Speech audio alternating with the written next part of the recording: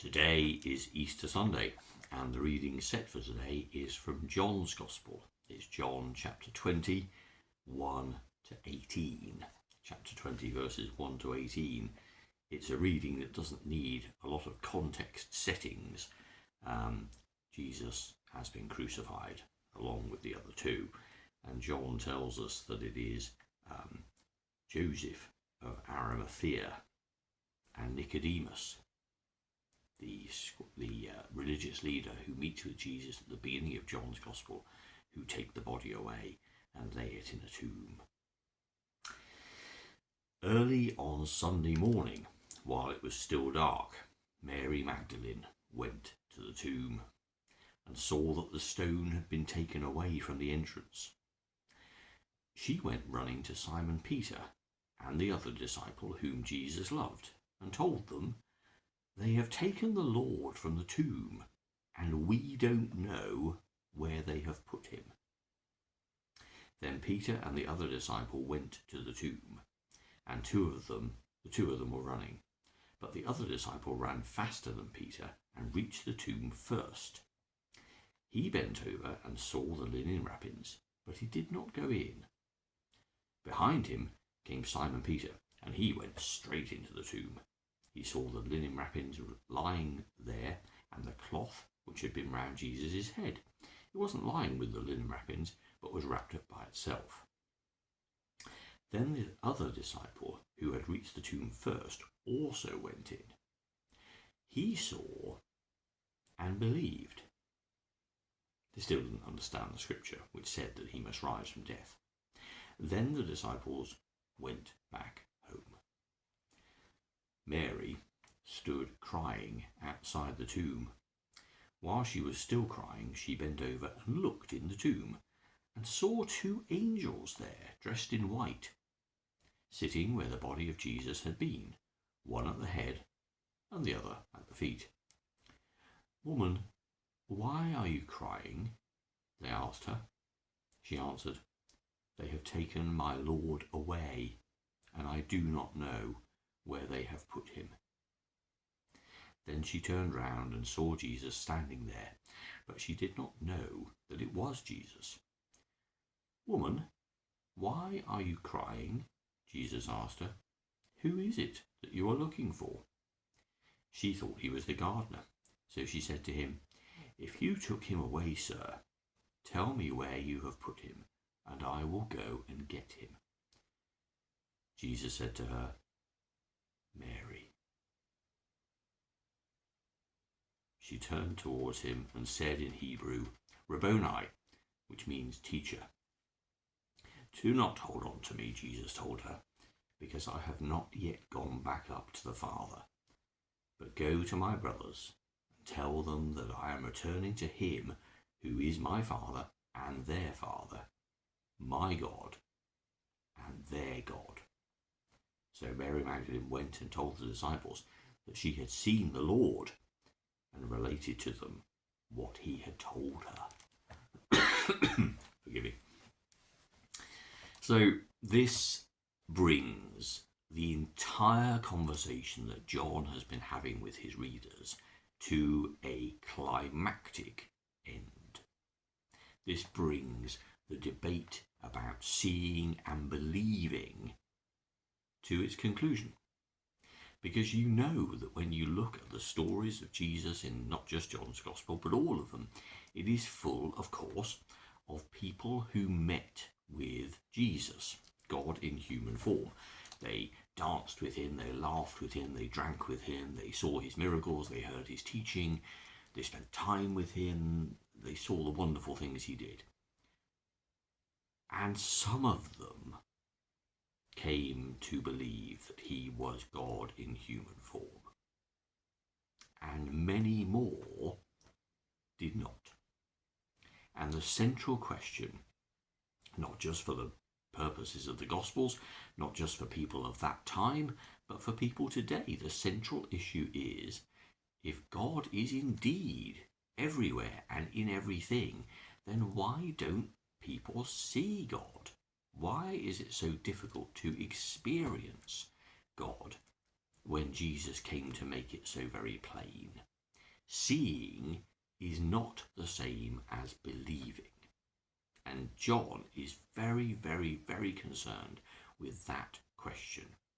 You remember in the sixth sign in John's Gospel, in chapter 9, when Jesus heals a man born blind, it's a two-stage thing and a most fantastic piece of pantomime almost, where Jesus heals a man born blind on the Sabbath, and that man suffers an incredible amount of interrogation by the religious authorities, who try to convince themselves by coercing the man to confess that what Jesus did was wrong because it was done on the Sabbath. At the end of which there's that marvellous phrase from the man that says, "I do not know if he," Jesus, "is a sinner or not." The man replied, "One thing I do know, I was blind, and now I can see." And that really ought to be the end of it, oughtn't it? The man can then see, but of course he then later meets with Jesus after being expelled from the synagogue by the religious authorities. And Jesus explains to him, "You have already seen the Son of Man, and he is the one who is talking to you now."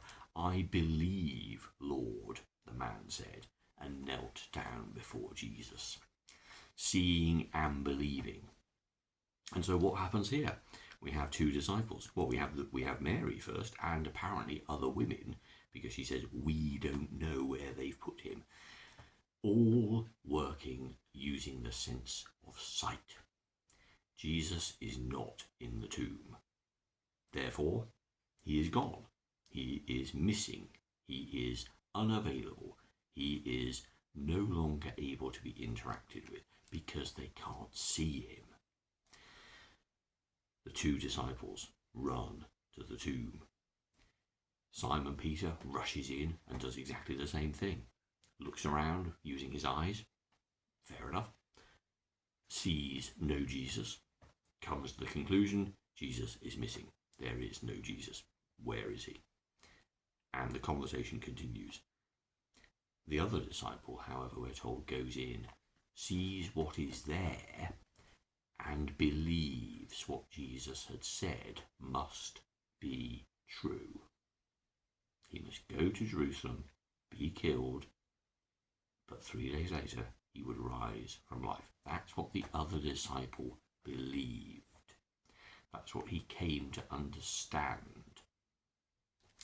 Mary then we're told, continues to have this sight-seeing interaction.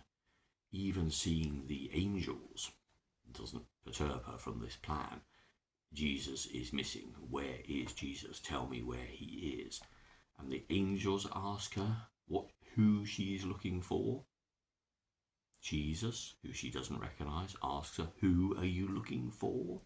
What is your sight seeking?" And she continues along this way that, well, if only you can tell me where he is, I can go and get him. The physical body, that's my Jesus. But it is in the spoken word of her name that Mary then understands. I'm in the presence of the risen Jesus here.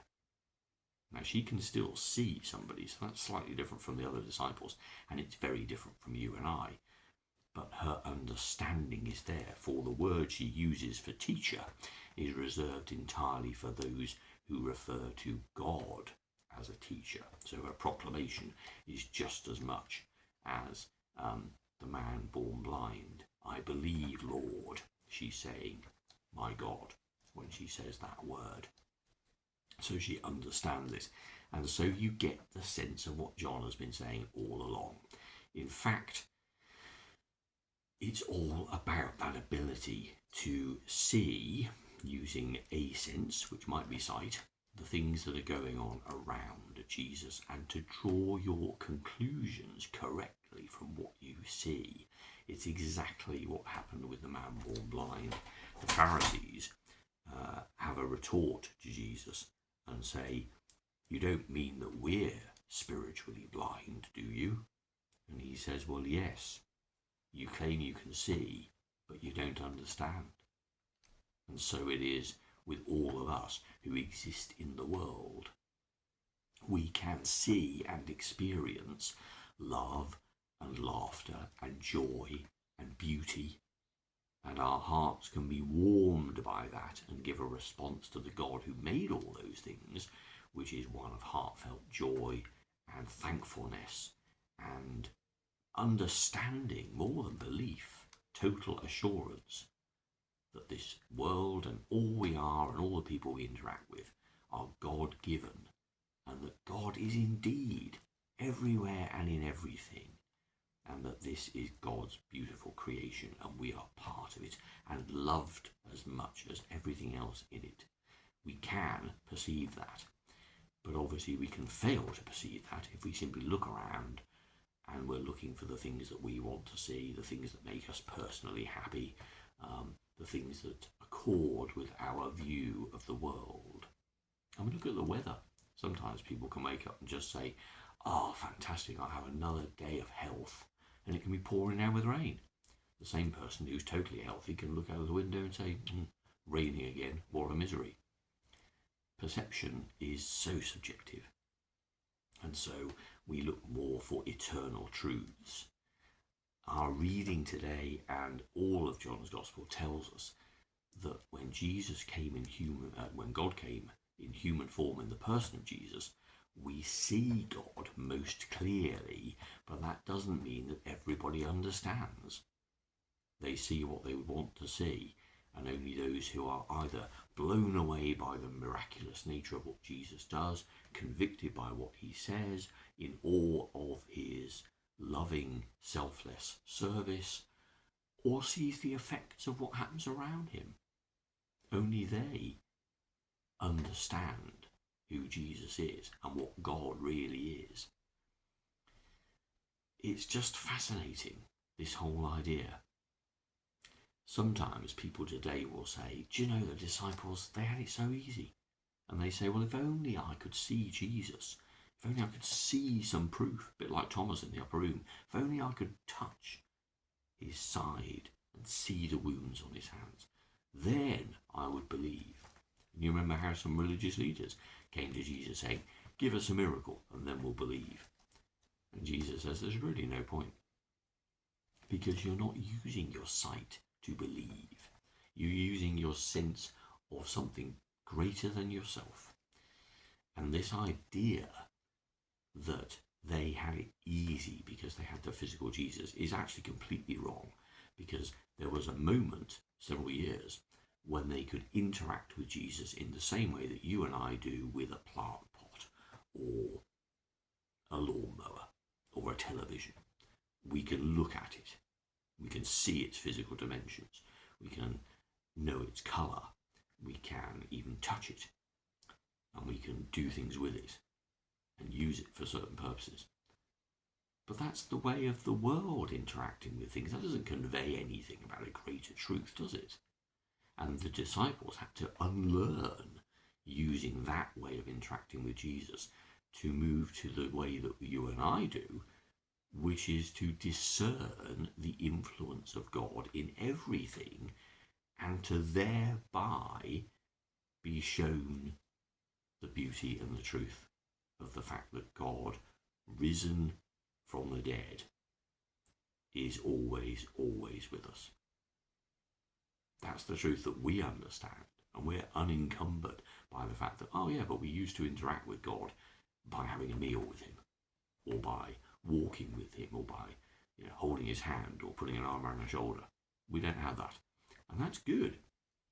We instead have the ability to discern God by looking around us, by experiencing things in our heads and our hearts, just like the other disciple who went into that tomb. He looked around, and what he came away with wasn't what Peter did, an empty tomb. He saw the truth of what had really happened. This is an empty tomb, and I now understand that the reason why it's empty is because Jesus is risen, just like he told me he would. And when we look around at a world and see people living lives of love, telling us that they've met with God, and that their hearts are warmed, and that as a result, they are kind, compassionate people, loving, selfless people, then we can also say, okay, I'm not just seeing a person here, I'm seeing somebody who has God in their hearts. And because of that, I can understand that that's what Jesus came to do, to fill everyone's heart, including mine, with that endless, extravagant love. And that has nothing to do with traditional ways of interacting with things. It is about seeing the truth of what's happening rather than seeing what we expect to see or using our senses to interact with the things of God like the things of this world. And they're quite different. And that's what this passage, and that's what John's Gospel is so brilliant at explaining. Seeing is not believing if seeing is just looking for the ordinary. But we have a God who is extraordinary, who does everything for us, who creates everything, and who loves each and every one of us so much that he came in the person of Jesus and selflessly gave himself into the hands of angry, malicious people who murdered him. But he rose from the dead to show us that life is forever in relationship with God, in this life and when it ends, into the next, in the loving arms of the God who made us for all eternity. That's why we call it good news.